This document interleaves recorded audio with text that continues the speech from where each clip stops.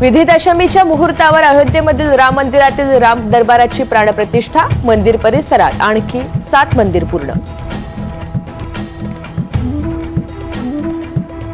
समृद्धी महामार्गाच्या इगतपुरी ते आमणे या शेवटच्या टप्प्याचं आज उद्घाटन. मुख्यमंत्री देवेंद्र फडणवीस यांच्या हस्ते होणार लोकार्पण. 701 किलोमीटर लांबीचा समृद्धी महामार्ग वाहतुकीसाठी होणार खुला.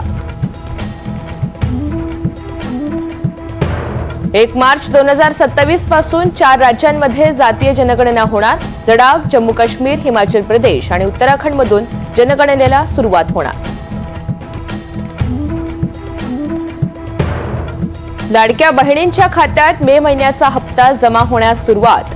महिला व बालविकास मंत्री अदिती तटकरे यांची माहिती.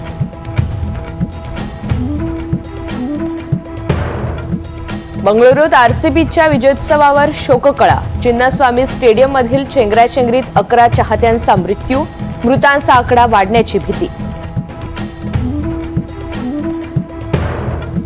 बंगळुरूमधील चिन्नस्वामी स्टेडियममधील चेंगराचेंगरीच्या न्यायालयीन चौकशीचे आदेश. मृतांच्या कुटुंबियांना कर्नाटक सरकारकडून 10 लाखांची मदत. कुणीही राजकारण करू नये, कर्नाटकचे मुख्यमंत्री सिद्धरामय्या यांचं आवाहन.